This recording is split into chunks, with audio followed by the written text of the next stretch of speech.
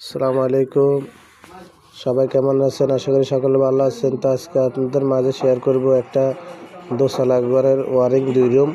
এখানে আমরা 2.5 আরএম নিয়েছি, একটা নিউট্রাল, একটা ফেস, আর এখানে একটা বাইরে বাতির জন্য 1.3 আরএম দিয়েছি।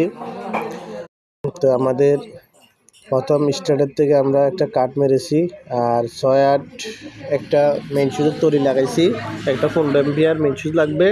তো আমরা প্রথম যে কাজ কীভাবে শুরু করতেছি এটা আপনার সাথে শেয়ার করব। আর আমরা বাঁশের ঘরের ভিতরে সবগুলো এলবোটিয়ে দিয়ে আমরা এই কাজটা করব।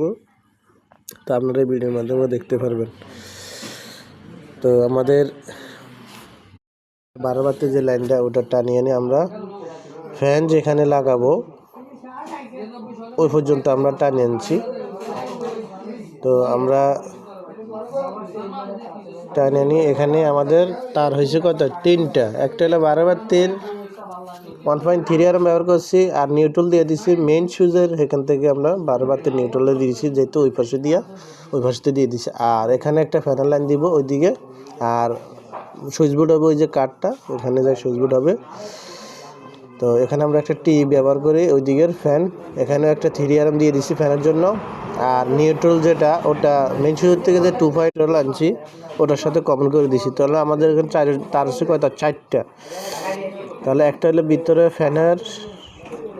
ফ্যানের তার, আর একটা হলো বাইরে বাতির তার। তো আমাদের ভিতরে একটা বাতি হবে। তো আমাদের টোটাল হইতেছে কয়টা, 3টা। তো আমরা এটাকে কমন করে দিচ্ছি ফ্যানের যে নিউট্রালটা 2.5 আরএম তার সাথে। তো আমাদের এই লোডে কি চলবে, 4টা বাতি চলবে, 2টা ফ্যান, একটা ফ্রিজ, একটা দোতলা করে আর কি। তো এর উপর আর তার দরকার নাই, আশা করি এই তারে চলবে। তো আমরা ওইদিকে যেদিকে সুইচ বোর্ড দিব ওইদিকে আমরা লাইনটা মিলিয়ে নেব।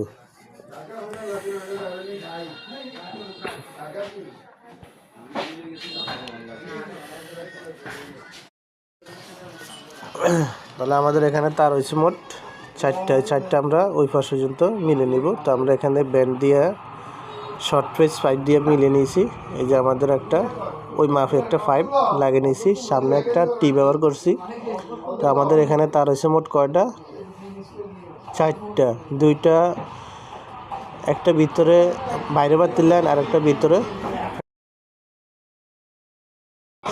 সুইচ বোর্ডের উপরে। তো কাজ এ পর্যন্ত আপনাদের সাথে শেয়ার করলাম। তো ভালো লাগলে লাইক করবেন। ধন্যবাদ।